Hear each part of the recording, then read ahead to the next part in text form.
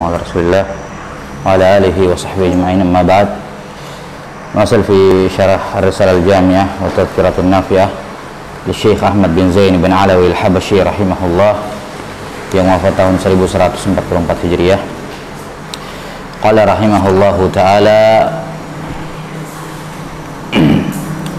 wa la yajuzu an yasrifa az-zakata wal fitrata illa ila hurrin muslimin muttasifin bisifati ahadil asnafis samaniyah kal faqiri wal miskini wa kaunihi ghaira hashimiyin wala multalibiyin wala maulan lahuma wa yajibu isti'abul mawjudina minhum. Baik. Sekarang berkenaan dengan masarifuz zakah, orang-orang yang berhak menerima zakat, orang-orang yang diberikan kepada mereka az-zakat, dikenal dengan istilah mustahiq az-zakat. Nah, di sini penulis rahimahullah ta'ala tidak menyebutkan semua mustahiq zakat, beliau hanya menyebutkan dua di antaranya, dan ini yang paling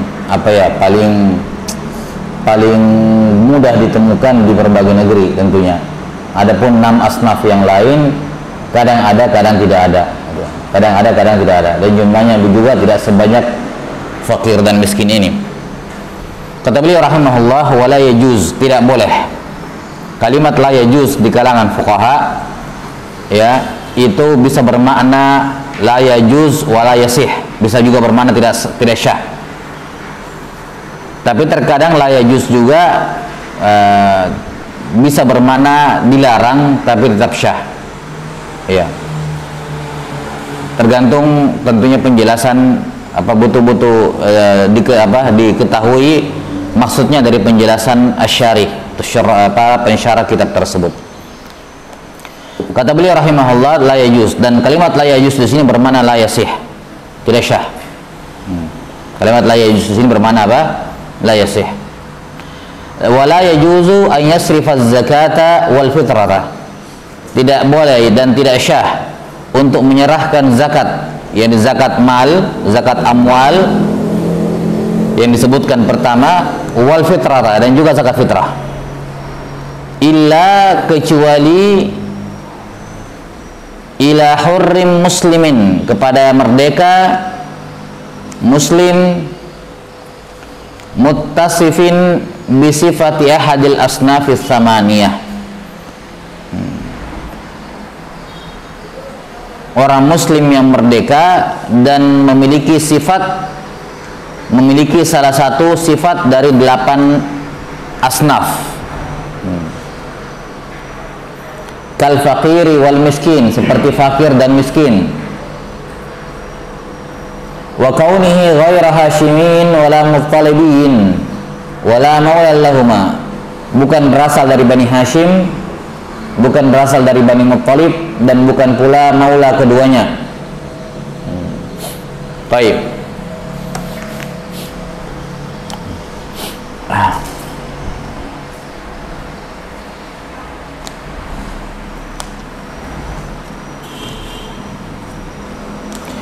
Pertama di sini kita akan jelaskan berkenaan dengan mustahiq zakat.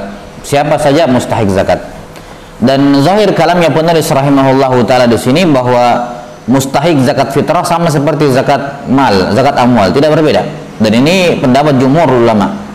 Ini pendapat jumhur al-ulama bahwa mustahiq zakat fitrah sama seperti zakat mal, tidak ada perbedaan. Ya. Tidak ada perbedaan. Adapun pada sebagian hadis yang menyebutkan bahwa zakat fitrah itu untuk tu'matul lil masakin, dalam hadis Ibnu Abbas bahwa zakat fitrah itu adalah makanan untuk orang miskin, itu tidak menunjukkan hasar, dan tidak ada kalimatnya dalam hadis yang menunjukkan pembatasan. Nah, sampai sini ya, disebutkan bahwa zakatul fitrah itu, zakatul fitr itu apa? Tu'matul lil masakin, makanan bagi orang miskin. Ya. Hanya menunjukkan bahwa zakat fitrah untuk orang miskin, tapi tidak ada kalimat hasar di dalamnya, pembatasan bahwa itu hanya miskin. Ini hanya menyebutkan sebagiannya. Sementara ayat dalam surat Taubah tentang ayat mustahiq zakat umum, ya kan? Ya, bahkan di situ ada berlaku umum di satu sisi dan memiliki makna hasar di ayat yang di sisi yang lain. innamas sadaqatu lil fuqara ila akhir ayat. Innama menunjukkan pembatasan bahwa tidak ada yang menerima zakat kecuali 8 orang ini.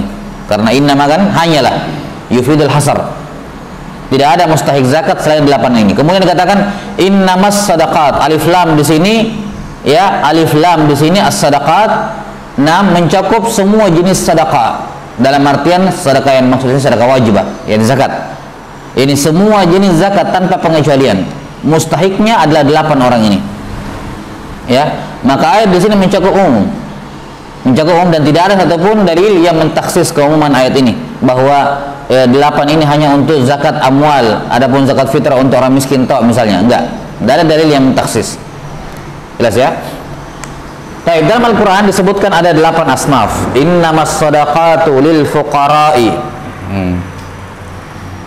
Mustahik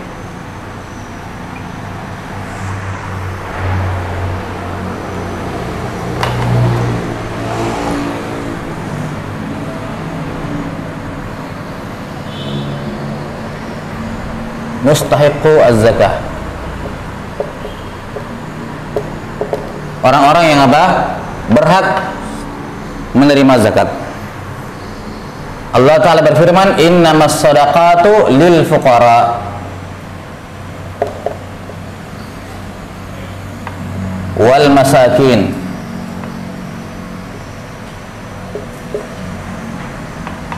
wal amilina 'alaiha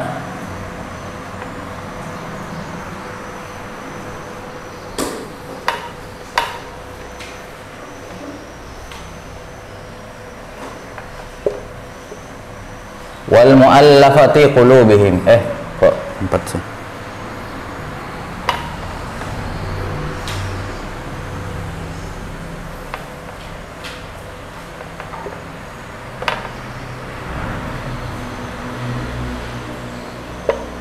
Wal mu'allafati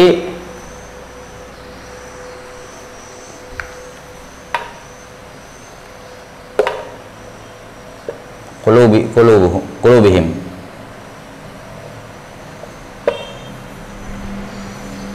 Kemudian yang kelima,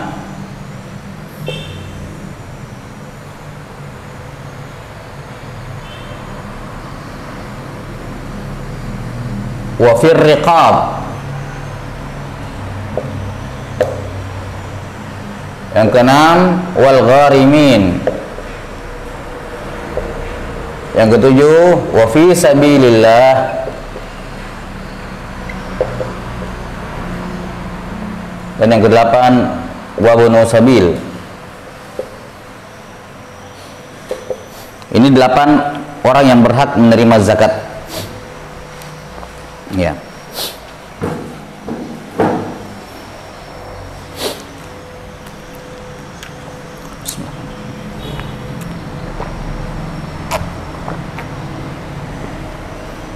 Innamas sadaqatu lil fuqara'i wal masakini lil fuqara'i wal masakina wal 'amilina 'alaiha wal mu'allafati qulubihim.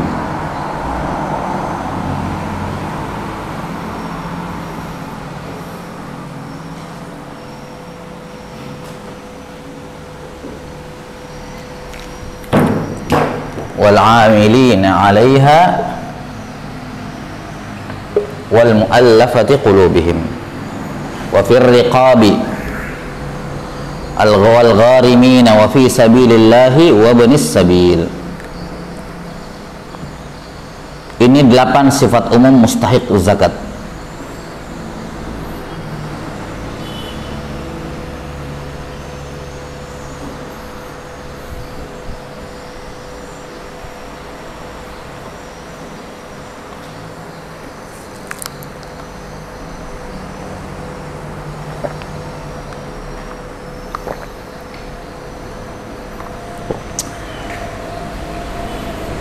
Baik, yang pertama al-fuqara wal masakin. Fuqara dan masakin sama sebenarnya. Bedanya fakir lebih miskin dibandingkan miskin ya. Patokannya fakir itu adalah, jadi begini, kita bagi dua dulu lah ya. Kita gabungkan saja. fakir dan miskin ya. Jadi sebelumnya begini, fakir dengan miskin itu secara umum adalah orang yang hartanya tidak menutupi apa? Kebutuhannya. Harta yang dia miliki tidak menutupi apa? Kebutuhannya. Misalnya kalau orang fakir, kalau misalnya kalau kita kita jadikan 1 sampai 10, jelas ya, maka orang kafir itu misalnya dia punya kebutuhan 10, maka orang kafir itu hartanya cuma 1 sampai 4. Sampai ini 1 sampai 4. Artinya dia butuhkan 10 tapi dia cuma punya 4. Itu apa namanya? Fakir. Jadi bahkan tidak sampai setengahnya. Dia misalnya saya butuh kebutuhan bulan saya misalnya 5 juta. Gaji dia cuma 2 juta. Nah, ini fakir. Jelas? Dia butuhnya 5 juta, setengahnya 5 juta berapa? 2 juta setengah. Nah, dia cuma gajinya 2 juta, berarti tidak sampai 5, kan begitu? Tidak sampai setengahnya. Berarti dia apa? Fakir. Nah, kalau miskin itu dia sudah lewat setengahnya. Jadi 5 sampai 9. Ya. Kalau dia butuh 10 dan dia punya 10, itu gina ghani, sudah dianggap cukup. Tidak wajib tidak berhak dapatkan zakat. Kalau dia butuh kebutuhan 5 juta, gajinya 3 juta, baik sudah. Dia apa? Miskin. Dia punya kebutuhan 5 juta, gajinya 4,5 juta, miskin. Gajinya 5 juta, kebutuhannya 5 juta, gajinya 5 juta, ini ghani. Jelas? 6. Jadi secara umum perbedaan fakir dengan miskin hanya dalam hal berapa yang mereka miliki dari berapa yang mereka butuhkan. Kalau harta mereka tidak memenuhi setengah kebutuhan, setengahnya pun tidak cukup, dia butuh 10 juta, dia cuma 4 juta, ya kan?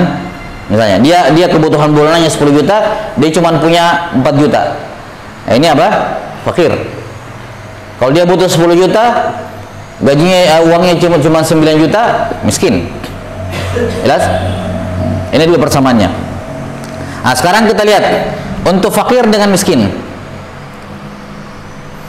Fakir dengan miskin itu ada dua, terbagi dua. Ada yang apa ya kalau kita bilang sekarang?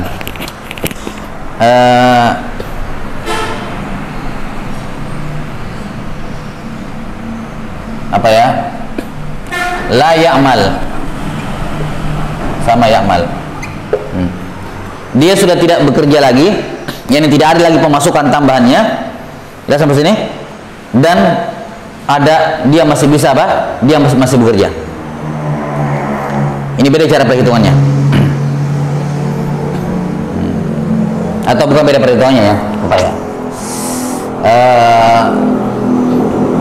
Labas sabi. Nanti kita jelaskan. Ada yang sudah tidak bekerja, artinya uang yang ada sekarang yang ada sekarang sama dia, nah inilah yang akan dia pakai sampai dia meninggal. Tidak ada lagi tambahan. Artinya kalaupun ada yang kasih itu kan di luar. Tapi intinya dia sudah tidak punya penghasilan tambahan lagi. Apakah bekerja atau berdagang, tidak ada lagi. Pokoknya uang yang ada dia sama dia sekarang itu yang mau dia pakai sampai dia meninggal. Jelas? Yang kedua, dia fakir dan miskin tapi masih sementara apa? Masih bekerja, ada terus tambahan uangnya. Walaupun tidak cukup, tapi tiap ini ada. Jelas sampai sini? Baik.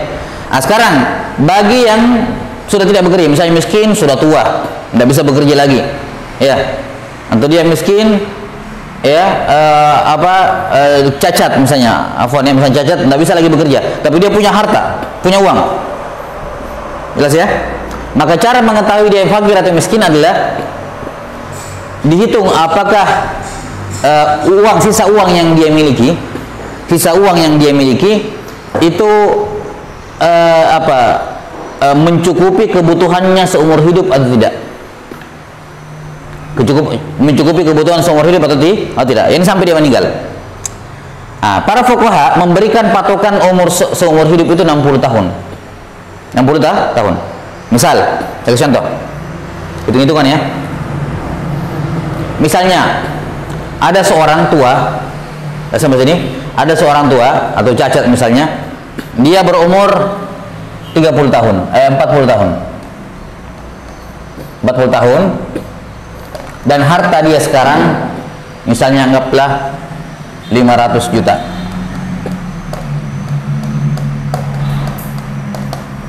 500 juta. Kemudian kebutuhan bulanan, ini kebutuhan bulanan dihitung sama dia, istrinya dan orang yang wajib nafkah ya. Tapi anggaplah kebutuhan bulanannya dia misalnya berapa? Anggaplah misalnya 1 juta misalnya. 1 juta. Baik. Sampai sini? Bulanan. Ya, ini biasanya kalau 1 juta paling sendirian ya sebulan ya. Itu paling sendirian sebulan. Atau kita ambil yang lebih tinggi. Anggaplah 5 juta per bulan. Ya, sampai sini? Baik.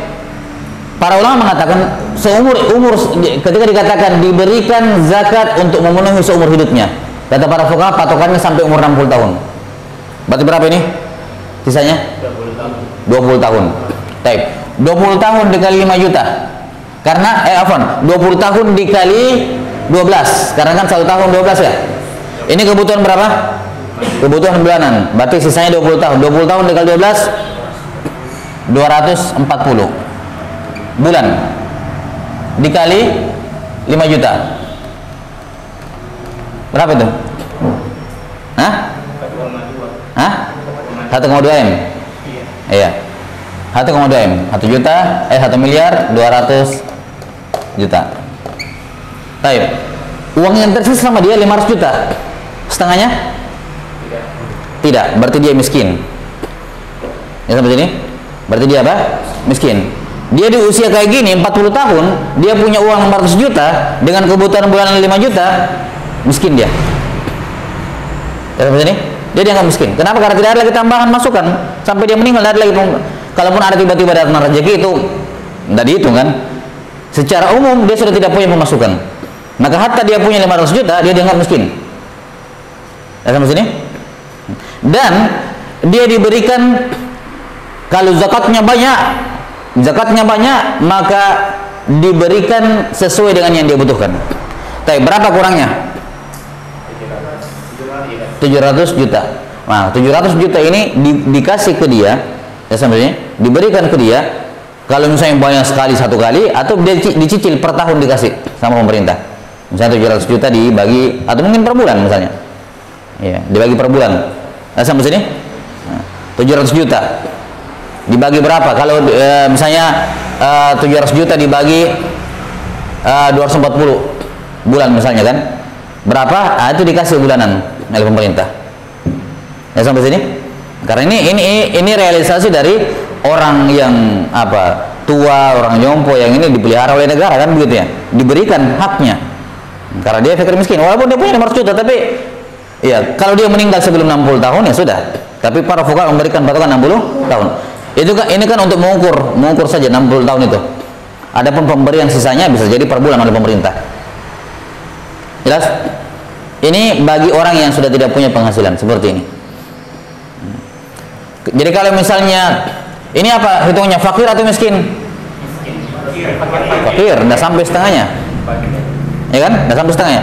Kalau dia punya uang sisa 800 juta, maka dia apa? Miskin. Kalau dia punya sisa uang 800 juta, miskin. Sudah sampai sini? Makanya ada sekarang rumus rumus untuk ini ya, yang mau pensiun dini ya. Nah, mau pensiun dini.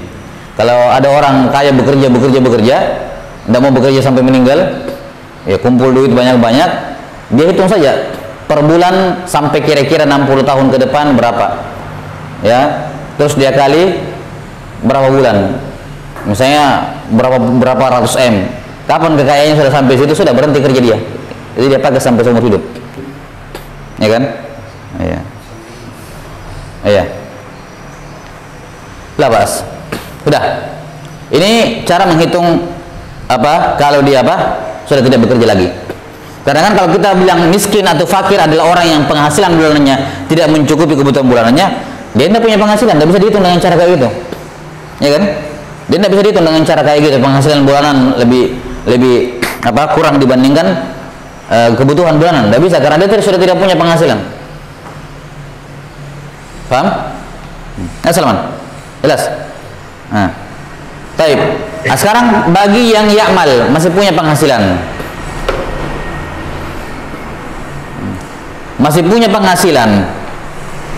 jelas? Namun kebutuhan bulanannya tetap lebih tinggi dibandingkan penghasilan bulanannya.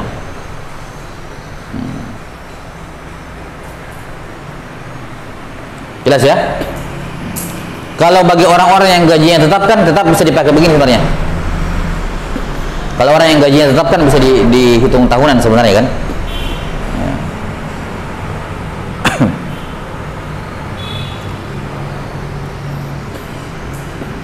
Baik. Intinya kapan tidak memenuhi kebutuhan bulanannya, ya sudah miskin. Perhatikan, dalam pemberian zakat itu bisa berbeda-beda. Tidak mesti dikasih tidak mesti dikasih misalnya, jadi kita misalnya kasih uang, misalnya kalau dia pekerja ya, atau dia orang miskin yang dia punya skill tapi tidak punya modal, tidak punya bahan, alat-alat, maka dikasih zakat ini kemudian disuruh untuk ya beli perbekalan skillmu dan untuk modal, supaya tahun depan dia tidak terima zakat lagi, ya kan? Mudah-mudahan tahun depan dia tidak terima zakat lagi, sudah mampu gitu. Kalau ada orang misalnya tidak punya skill, anak muda misalnya, orang ini atau orang tua misalnya ya, ada pekerjaannya tapi tetap tidak mencukupi dan tidak punya skill, maka bisa dikasih uang, kemudian nih kamu beli tanah, kamu beli sawah, kamu beli kebun, ladang gitu, terus kamu musakoh sama orang atau kamu sewakan ke orang. Jadi bagaimana pemerintah harus membantu supaya orang yang tidak punya penghasilan punya penghasilan. Udah sampai sini? Yang tidak punya skill bisa kasihkan modal, diberikan skill, mulai pelatihan misalnya, zakatnya untuk modal. Kalau tidak bisa sama sekali, dikasih uang beli tanahnya dia bisa olah, ya. Atau dikasih uang suruh beli barang, baru mudharabah sama orang yang jualkan barangnya. Bagaimana caranya? Intinya ya, bagaimana fuqara wal masakin di negeri kaum muslimin bisa berkurang. Baik. Nah, ini al fuqara wal masakin. Dan perhatikan, ketika kita berbicara mengenai kebutuhan bulanan, itu tidak hanya berbicara mengenai kebutuhan primer, sandang pangan papan saja, makanan, pakaian, tempat tinggal, bukan. Tapi mencakup kebutuhan kebutuhan tersier kalau memang dia butuhkan. Dan di zaman sekarang kayak kendaraan itu sudah hampir dikatakan sekunder ya, sekunder kendaraan itu. Memang tidak primer tapi sekunder. Cukup menyulitkan kalau seorang tidak punya kendaraan pribadi di zaman sekarang, walaupun terutama di daerah yang transportasi umumnya masih payah kan begitu. Baik, maka misalnya kalau dia punya cicilan, maka itu masuk dari kebutuhan bulanannya. Kalau memang dia butuhkan, sudah dia beli. Jelas ya? Baik. Anaknya sekolah, pembayaran listrik, sekolahnya pun di sekolah yang mahal misalnya, ya. Kemudian dia tinggal di sini di daerah yang ya. Ala kulli hal, intinya kebutuhan di sini semua jenis kebutuhannya. Tentunya bukan pada kebutuhan yang haram ya. Ya, walaupun kebutuhannya mubah tidak ada masalah, tetap dianggap sebagai kebutuhan. Baik. Ini fakir dan miskin. Yang ketiga, amil.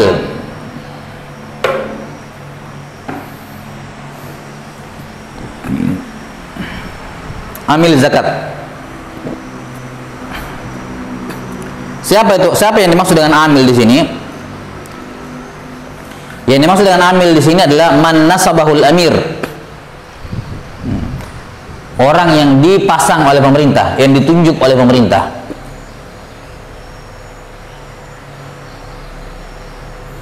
Man nasabahul amiru fi amri zakah, ya. Man nasabahul amiru fi amri zakah, orang yang ditunjuk oleh pemerintah untuk mengurusi zakat.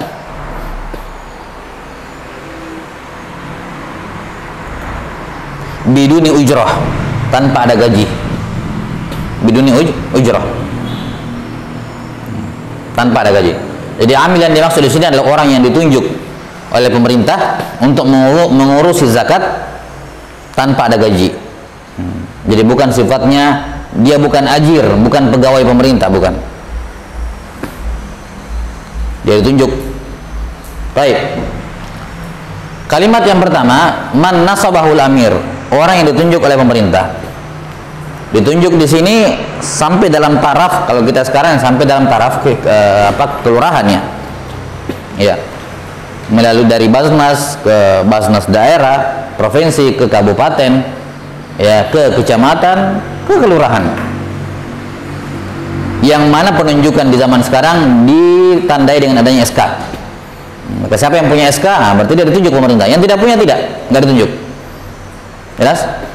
Nah, maka semua orang yang mengurusi zakat tapi tidak ada SK-nya, atau kita lebih luas ya, tidak ditunjuk oleh pemerintah, mungkin belum ada SK-nya atau yang semacamnya ya, tapi istilahnya sudah ditunjuk oleh pemerintah melalui badan yang berwenang di sini, Basnas kabupaten misalnya, sampai ke taraf kabupatennya, ditunjuk, ditentukan orangnya oleh pemerintah, apakah dilegalkan dalam bentuk diresmikan dengan SK ataupun tidak mungkin, tapi yang jelas sudah ada penunjukan, jelas sampai sini, maka dia dikatakan amil. Ini syarat yang pertama. Maka semua orang yang tidak ditunjuk oleh pemerintah itu bukan amil dalam hal ini, tidak berhak menerima zakat. Misalnya panitia zakat di masjid yang membentuk dirinya sendiri, ya, membentuk dirinya sendiri, atau panitia zakat di yayasan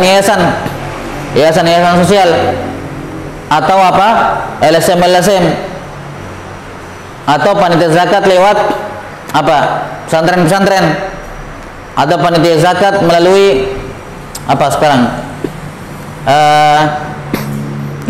lembaga zakat yang sifatnya independen, tidak di bawah pemerintah, ya, dia mengelola zakat sendiri. Misalnya ada yayasan sosial, yayasan pendidikan, bikin, ya, sampai sini. Nah, mereka ini bukan amil. Mereka ini bukan apa? Bukan amil. Kenapa? Enggak ditunjuk oleh pemerintah. Dan sampai sini tidak berhak menerima zakat. Baik. Kalau bukan amil, lantas apa peran mereka? Apakah dilarang membentuk panitia zakat seperti itu? Jawabannya tidak dilarang sebenarnya. Enggak dilarang. Nah, cuman hukumnya dia sebagai wakil. Wakil dari siapa? Wakil penerima atau wakil pemberi? Wakilnya orang miskin atau wakilnya orang kaya? Wakilnya orang kaya. Nah, sampai sini bukan wakilnya orang miskin, wakilnya orang kaya, karena beda hukumnya. Kalau kita bilang dia wakil orang miskin, kapan sudah kita kasih, kita sudah lepas tanggung jawab. Dia korupsi, dia terbakar uangnya, apapun terserah, dia gelapkan uangnya atau mungkin hilang gitu, saya sudah lepas tanggung jawab. Orang sudah wakilnya orang miskin yang pegang. Tapi kalau dia wakil orang kaya, kapan saya kasih ke amil masjid ini, pengurus masjid maksudnya, kemudian terjadi kenapa-kenapa, lantas tidak sampai uang saya ke tangan orang miskin, maka saya tetap wajib mengeluarkan zakat. Saya ganti rugi. Karena itu wakil saya. Ada sampai sini? Maka panitia bentukan yang tidak ditunjuk oleh pemerintah ini silakan, boleh saya dibikin, ya, walaupun setidaknya dikurang-kurangi ya, tidak terlalu banyak itu. Tapi tidak masalah dibuat, namun dia dianggap sebagai wakilnya orang kaya. Karena itulah yang penting di sini, ketika panitia masjid menyerahkan zakat, dia harus mengatakan bahwa saya menyerahkan zakat sebagai wakil dari mustahik, dari orang yang wajib zakat, tanpa perlu ditain namanya misalnya, ya. Atau kalau mau lebih bagus ditain. Karena begini, kalau yang Allahu a'lam bishawab ya, Allahu a'lam bishawab, karena di zaman pada dasarnya wakil itu memang bisa sih dia menjadi wakil. Misalnya ini wakil saya, ya. Ketika saya wakil dari seorang, ya, ada suara anaknya kayak antum, anaknya kan, ya. Baik. Ketika saya menjadi wakil dari seorang, ya, kemudian ada orang memberi wakil lagi kepada saya, kemudian ada orang memberikan wakil kepada saya, sudah sampai sini? Tidak ada masalah, taib. Cuman iskalnya adalah kalau seratusan orang, 20 orang memberikan wakil kepada saya. Nah, saya ini menjadi apa? Kita berbicara idealnya, mau menjadi wakil. Ketika wakil niat, ingat zakat butuh niat kan begitu. Nah, maka dalam keadaan seperti ini, ketika dia menyerahkan, apalagi kalau misalnya terpisah ya, ini zakatnya, misalnya tertulis namanya. Kalau dia diwakil, bagusnya memang seperti itu, dalam bentuk uang misalnya, tertulis namanya. Ketika dia kasih, ini zakat dari Pak ini, saya wakil dari Pak ini, zakat. Saya wakil dari Pak ini, ada nggak? Jelas sampai sini? Ya, karena kalau dia katakan ini zakat, ini zakat, ini zakat, dari siapa, gitu ya? Dari siapa? Nah, ini agak iskal nantinya. Jelas? Cuman kita tadi berbicara ideal ya. Cuman kan sudah kita sebutkan sebelumnya tadi di awal di pembahasan zakat sebelumnya, bahwa kapan dia sudah menyerahkan kepada amil dan dia sudah berniat, ya saya jadikan kamu sebagai wakil untuk menyerahkan zakat saya, maka sudah sudah lepas niatnya, sudah dianggap memenuhi syarat sahnya niat. Baik, la ba'sa bih. Sudah. Ini syarat yang pertama, ditunjuk oleh pemerintah. Yang kedua, dia ditunjuk untuk mengelola harta zakat. Pengelolaan harta zakat di sini mulai dari pengumpulan, dikumpul. Ya, kalau zaman dahulu kan Nabi SAW mengirim ke Bahrain, mengirim ke ini, mengirim ke Yaman, mengirim ke ini untuk mengumpul zakat. Itu namanya sa'i, yang bertugas untuk menghimpun zakat. Ya. Kemudian ada juga al-kayyal, tukang timbangnya, yang menimbang, yang menghitung orang ini berapa keluar zakatnya. Al-kayyal, wazan, ya kan? Ya. Apalagi al-qasim, yang membagikan zakat. Ini semua masuk kategori amil. Jadi pengambilan, ya, kemudian perhitungan dan distribusinya. Ini semua amil.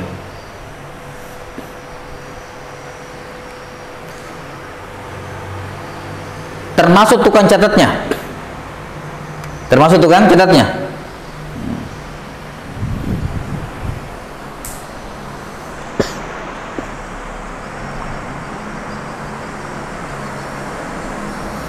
Baik.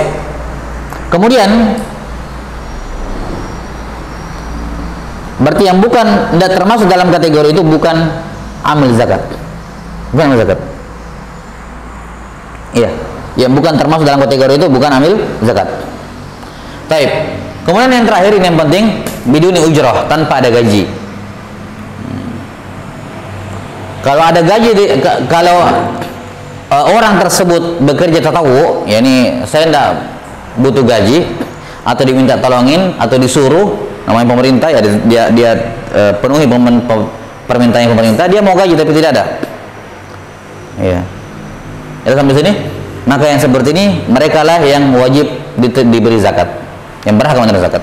Adapun amil yang ada ujrohnya, ada gajinya, misalnya kayak alokasi amil itu kan ada. Ya sampai sini. Misalnya untuk per kabupaten atau per kelurahan, misalnya dana seputar pengelolaan zakat sekian. Berapa orang amil yang di SK-kan? Oh sekian, sudah dibagi rata, misalnya 500.000 per orang. 500.000 per orang. Nah, sudah, kalau yang seperti ini tidak berhak menerima zakat lagi. Dia bukan amil. Jelas ya? Jadi kalau dia menerima zakat karena faktor lain, dia miskin, silakan. Ya, bukan artinya tidak boleh menerima zakat sama sekali. Kalau dia ambil tapi dia miskin, maka dia tetap menerima zakat dari sifat miskinnya. Amilnya enggak, dia tidak boleh menerima lagi zakat dari sifat amilnya, tapi sifat miskinnya masih bisa.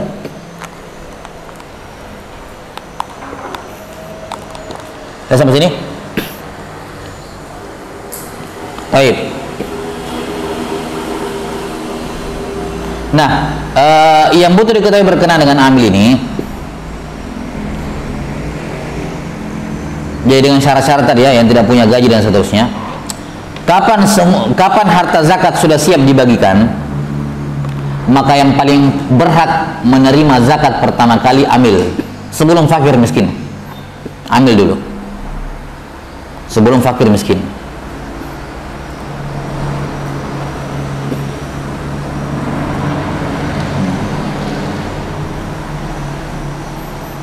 Kenapa didahulukan amil? Dikarenakan keberhakan mereka lebih kuat dibandingkan keberhakan fakir miskin. Ini keberhakan fakir miskin berdasarkan nas, ya kan, gitu. Nas Al-Qur'an dan Al-Qur'an hadis. Adapun maksudnya dia berhak dari satu sisi, sifat miskin itu. Sementara amil dia keberhakannya dari dua sisi. Yang pertama Allah menegaskan, menetapkan. Yang kedua karena memang dia pegawai dan pegawai punya hak gaji. Jadi dia dibayar, sudah ada akad kontrak di awalnya di SK itu digaji sekian. Bukan itu ya. Kalau tidak ada gaji maka diberikan. Misalnya pemerintah mengatakan begini, ini SK ditunjuk kepada semuanya. Tidak ada alokasi dana untuk ini. Berarti dia tidak ada gaji kan? Cuman kata di SK-nya atau diberikan ke SK-nya ke peraturannya ke kabupaten, setiap amil mendapatkan misalnya 300.000 atau 500.000 dari zakat yang terkumpul. Nah, ini kan bukan gaji namanya, itu apa?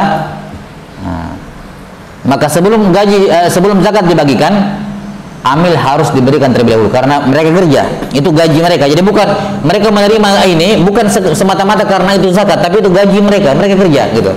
Makanya mereka lebih berhak dibandingkan fakir miskin. Ya, sampai sini? 6. Dan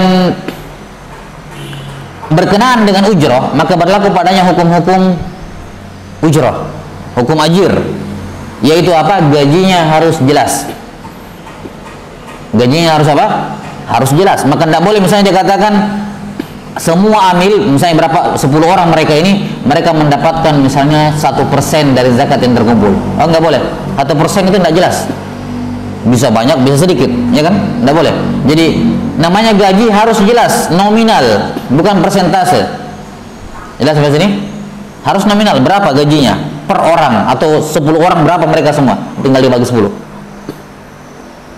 Jelas sampai sini? Karena namanya gaji harus jelas.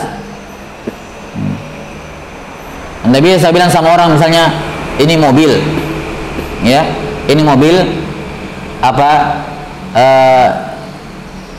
ada orang mau sewa mobil saya, ya, untuk dia pakai rental, dia pakai Grab misalnya. Saya bilang oke, sewa, saya sewakan, tapi sewanya adalah misalnya 30% dari penghasilan kamu. Anda boleh kayak gitu? Harus jelas berapa kamu sewakan mobilmu. Jelas ya? Nah, ini al-amil.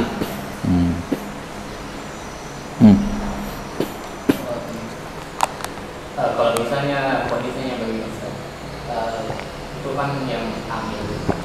Misalnya pada asalnya tidak ada ketentuan gaji di awal. Berarti dia misalnya kerja cuma-cuma. Kemudian si amil ini dia tidak memenuhi ke-8 syarat penerima zakat. Kemudian apakah dia tetap berhak untuk mendapatkan zakat atau tidak sama sekali? Tidak ada gaji. Tidak ada kesepakatan, tidak ada gaji di awal. Kemudian dia tidak memenuhi juga ke-8 syarat ini. Maksudnya dia tidak akan digaji? Iya, cuma dituntut. Hah? Iya. Dituntut untuk lakukan itu? Iya. Kalau di zaman sekarang sih kayak misalnya, apakah dia masuk di tupoksinya atau tidak? Misalnya kita di sebagian di ini kadang di misalnya di satu daerah penyuluh agama misalnya, penyuluh agama kabupaten kan ada gajinya tuh bulanan. Kemudian diantara tupoksinya adalah membagikan zakat atau mengumpulkan zakat setiap tahun, misalnya di anunya ada situ tupoksinya, maka berarti dia bukan termasuk amil. Walaupun dia tuntut, tapi tentuan ini karena itu memang tupoksinya dan dia digaji untuk itu. Yang seperti ini bukan amil. Tapi kalau misalnya, oh itu bukan ranahnya penyuluh, di tupoksinya pun tidak ada, cuman diperbantukan atau dimintai, nah, maka yang seperti ini berhak menerima zakat karena dia amil. Yes, ya, berhak menerima zakat karena dia amil. Kenapa? Tidak ada gajinya, dan itu juga tidak masuk dalam tupoksinya. Dia memang punya gaji tapi bukan gaji untuk itu, dan itu bukan tupoksinya dia. maka dia tetap berhak menerima zakat sebagai apa? Sebagai amil, karena tidak ada gaji untuk itu, tidak ada alokasi dana untuk itu. Walaupun karena amil kan mustahik sendiri, syaratnya ya tadi, orang ditunjuk oleh pemerintah mengelola zakat tanpa gaji.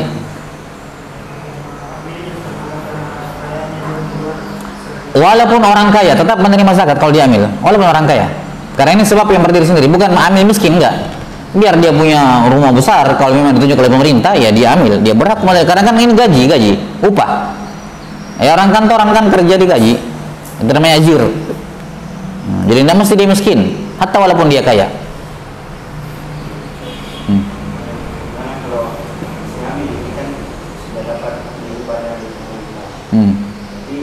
Dia masih juga selesai atau dia miskin.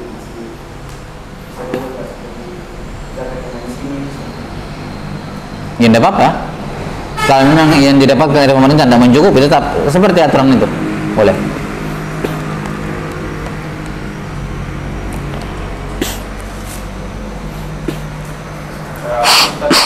Tadi karena ini ada masih Islam yang wakil dari orang Islam. Penjelasannya bagaimana? Apa? Lebih detail untuk wakil dari orang miskin tadi, bukan wakil dari orang kaya, misalnya untuk mengumpul zakat. Apa konsekuensinya Pak kita jadi wakil dari orang? Kalau dia wakil kan berarti sudah sampai ke tangannya orangnya, walaupun bukan orang langsung tapi dia wakilnya, sudah syah. Misalnya saya jual barang, dia bilang orangnya nanti antarkan ke rumah, saya antarkan ke rumahnya, bukan dia yang terima, orang di rumahnya. Ya sampai sini? Dia bilang orangnya yang di rumahnya, iya bapak sudah titip pesan, saya yang terima. Ketika terima selesai masalah saya. Ada kenapa-kenapa barangnya, tidak bisa dibilang orangnya, oh belum sampai ke tangan saya. Enggak, sudah sampai ke tangan kamu lewat wakil kamu. Ya sampai sini? Kecuali kalau saya kasih ke orang di luar, ya di luar di tetangganya, tolong saya titipin paket sama kita ya. Orang nggak bilang-bilang orangnya, nggak titip pesan sama saya, nggak apa-apa, nanti kita yang kasih. Nah kalau kenapa-kenapa barangnya, saya yang tanggung. Jelas, karena belum sampai memang ke tangannya. Itu wakil. Jadi wakil itu posisinya sama seperti mewakil yang memberikan perwakilan.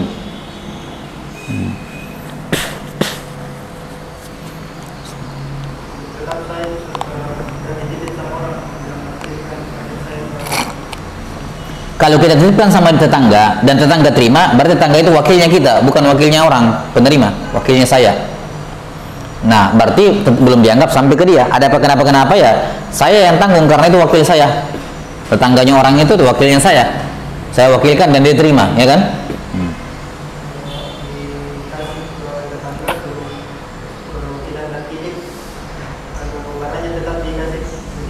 Tidak ada masalah.